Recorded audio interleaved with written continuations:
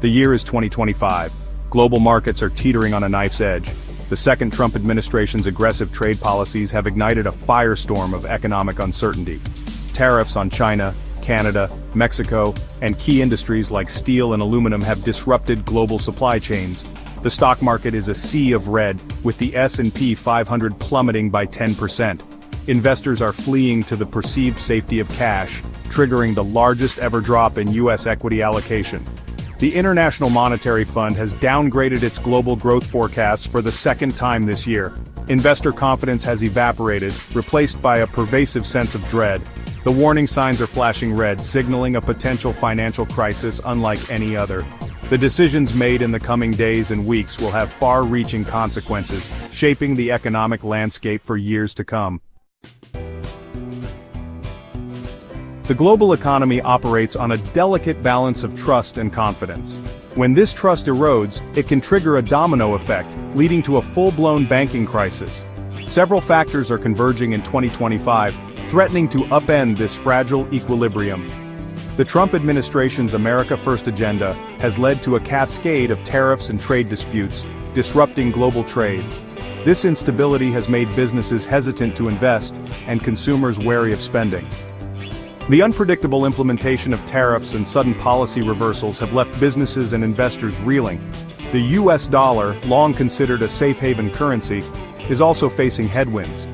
Investors are increasingly looking to diversify their holdings, with some turning to the euro as an alternative reserve currency. These factors have culminated in a perfect storm, pushing the global financial system to the brink. Imagine a world where ATMs run dry, credit card transactions are declined, and businesses are forced to shutter their doors due to a lack of funds. This is the stark reality that could grip the world if global banks were to crash in 2025. The immediate consequences of such a crash would be swift and severe. A global recession would be all but inevitable. Businesses, starved of credit and facing plummeting demand, would be forced to lay off workers, leading to soaring unemployment rates. Consumer confidence would evaporate, sending spending into a tailspin. Financial markets would be thrown into disarray.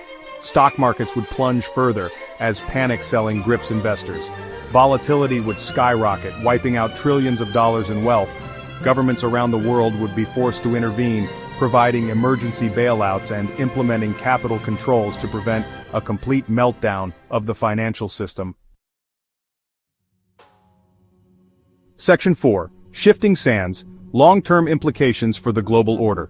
The aftershocks of a 2025 global banking crash would reverberate for years, if not decades to come. The very foundation of the global economic order, built on the pillars of free trade and the dominance of the US dollar, would be shaken to its core. The United States, long the engine of the global economy, would likely see its economic and geopolitical influence wane. If the dollar were to lose its status as the world's reserve currency, it would have profound implications for America's ability to finance its massive debts and project power on the global stage.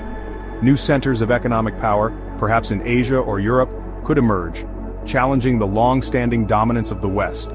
The rules of the game, from global trade to financial regulation, would be rewritten, creating a new world order with its own set of winners and losers. The crisis would serve as a stark reminder of the interconnectedness of the global financial system and the importance of international cooperation in addressing systemic risks. Section 5. Weathering the storm, navigating financial uncertainty. In these uncertain times, staying informed and being financially prepared is more crucial than ever. The specter of a global banking crash serves as a wake-up call for individuals to take control of their financial well-being. Staying abreast of financial news is paramount. Reputable sources such as the Financial Times, The Economist, and Bloomberg provide in-depth coverage of global economic trends and potential risks. Seeking guidance from a qualified financial advisor is also advisable. Diversification remains a key principle of prudent investing. By staying informed, seeking professional guidance, and taking proactive steps to manage personal finances, individuals can weather the storm and navigate these uncertain times with